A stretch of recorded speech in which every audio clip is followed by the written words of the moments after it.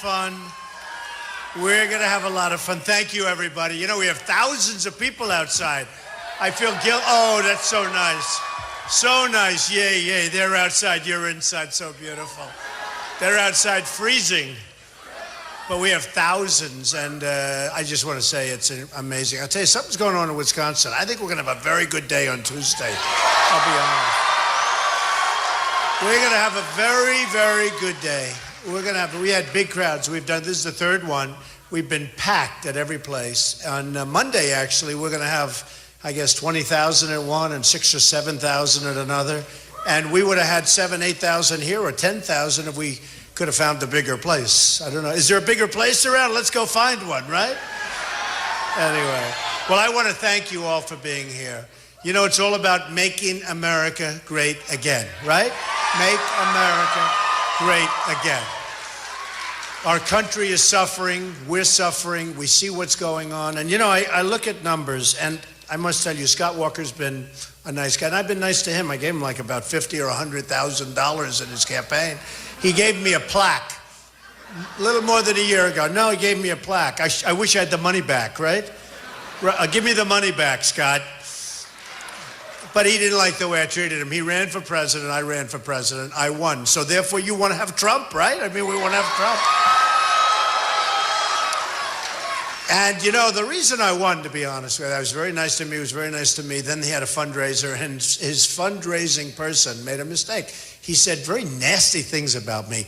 Come on, we're going to have a fundraiser for Scott. And he said some really nasty things. So I called Scott because I always like to sort of watch to see what happens. And then I call and say, I'm sorry, Scott, that wasn't nice, what your guy did.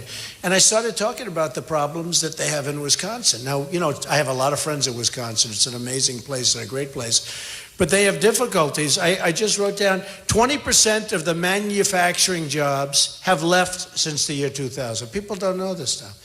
And you know, when Scott came out, he was in first place. And after I went after him, he left. That was the end of Scott. That's the way it should be. Don't you want that for your president? I mean, you know. Now, the Journal Sentinel, I don't know if you like it or don't like it, but the Wisconsin is chronically lags the rest of the United States in job creation. So in job creation, Wisconsin lags. Also, Journal Sentinel, let's say, keeps wages depressed because of other jobs, depressed wages. Also, a lot of the work and a lot of the jobs, they pay a very small amount, and a lot are in the healthcare industry, which really is not a lot of high-end jobs, because we're losing our jobs to Japan, to China, to Mexico. You know all about it. We're losing our jobs, our good jobs. We're losing to other places. Sort of interesting. I'm a big buyer of things, and I buy Warsaw Windows, not so far from here. But Warsaw Window, they do a great job.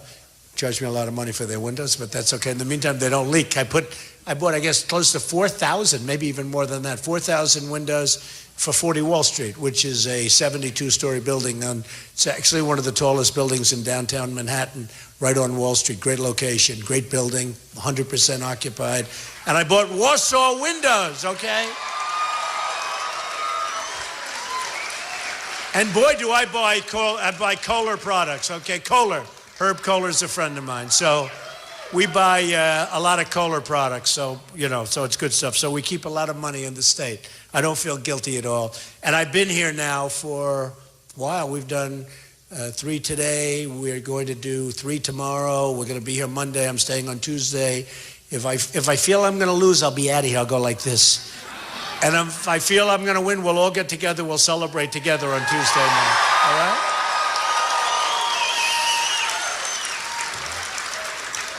In Wisconsin, household income has declined since the year 2000.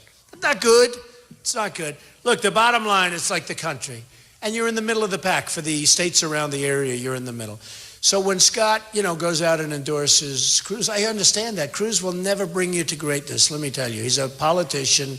He has money coming in through all sorts of different people that he thinks, you know, like on his financial disclosure form. He didn't disclose that he had $1 million in loans from Citibank and from Goldman Sachs. He hasn't disclosed it. He forgot to put it on. He said, I forgot. Lying Ted. Lying Ted. Lying Ted. What does he hold up high before he lies? The Bible. He holds the Bible high, he puts the Bible down, and then he lies. Lying. No, he's a liar, I'll tell you. I've met a lot tougher than Ted, but I never met one that would lie as much. Not a good liar, though. He always gets caught. You know, a good liar doesn't get caught. What he did, like as an example, to Ben Carson, I think that was terrible, in Iowa. Ben endorsed me, great guy, and Ben is, you know, in Iowa, and Ted said, he has left the race. This is on election day, folks, you know, I mean, they're voting. And he let everybody know, and it's a caucus, so it's not where you just walk. They walk in, they sat down, they explained that he left the race, and thousands of votes were taken away from Ben Carson by lying. And then Cruz called up later and apologized. Excuse me, about 10 minutes after the election ended. That somehow doesn't help, right? Doesn't help. So, look, this is what we have. These politicians are never going to take us to the promised land, and certainly Cruz isn't. Does he get along with anybody? Nobody likes him. I mean, think of it. The senator that he most respects in the world is Jeff Sessions, a great, great guy from Alabama, right? Senator Jeff Sessions. And in the first part of the race, he kept talking about Jeff Sessions, Senator Sessions, and then Senator Sessions endorsed me. And he said,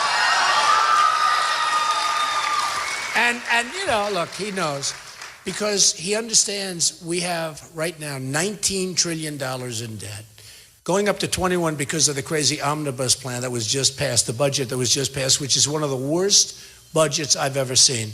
And it went so fast 3 months ago. They passed the omnibus. Does everyone know what I'm talking about? One of the worst. It funds illegal immigration. It funds ISIS coming in, or whoever comes in, because we don't even know who's coming in.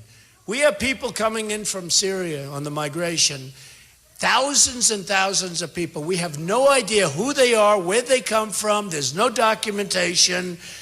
We have to be crazy. No, I will tell you, they're going home. If I become president, we have to. We have to. We have no choice. Where are these people coming from? I mean, you know, where are our leaders coming from? What are they doing? We have no documentation, and you see what's going on in Germany. You see what's going on in Sweden, a small part of Sweden where they took a lot of people in. It's like a disaster. You see what's going on in Brussels. Brussels, 25 years ago, was incredible. I made a statement about Brussels recently, and it was very harsh. I said it's like living in a hellhole, because I have a lot of friends that go to Brussels. It's a financial capital. And they tell me what's going on. I'd been there years ago, and it was beautiful, one of the most beautiful cities in the world, actually. And a friend of mine came back, and he said, another friend said, oh, it's like an armed camp. And this is because people came in, and frankly, those people weren't vetted, and it's a disaster. So I made this statement. The New York Times did a major story, how dare Donald Trump criticize a place like he did Brussels. And it was like, you know, I was excoriated. Then 2 months later, which was a week ago, they had the horrible problem in Brussels. And now Brussels, they realize they have no control over the place whatsoever. And we can't be the stupid people. We can't be. We just can't be. We can't be. And we're not going to be. You know, speaking of that, I mean, we'll get off. And really, I want to talk about trade. I want to talk about keeping our jobs here. And I want to talk about bringing jobs here, okay? So that we can fill up lots of different places like this. I'm telling you, I want to talk about that, because that's really, but speaking of illegal immigration and Syria or wherever these people are coming from, and you know what, I have a big heart. I have as big a heart as anybody, a big, big heart. And we should build in Syria safe zones. We should do it. And we'll get the Gulf states to put up the money. I don't want to put up money anymore. We're putting up enough money. We don't have any money. This country has no money. And we'll talk about that in a minute. But I thought I'd tell you this. This was written by a fantastic guy, and a rock and roller, actually, who did something. And it talks about illegal immigration.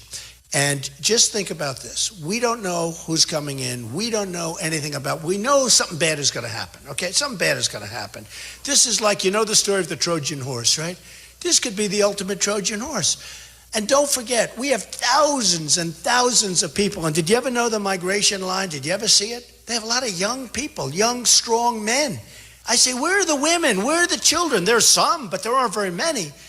And I mean, seriously, maybe it's not, but this could be the Trojan horse. So I thought I'd say this to you. I don't do it often, but it's a sort of thing that was written years ago, and it's called The Snake. Do you like it?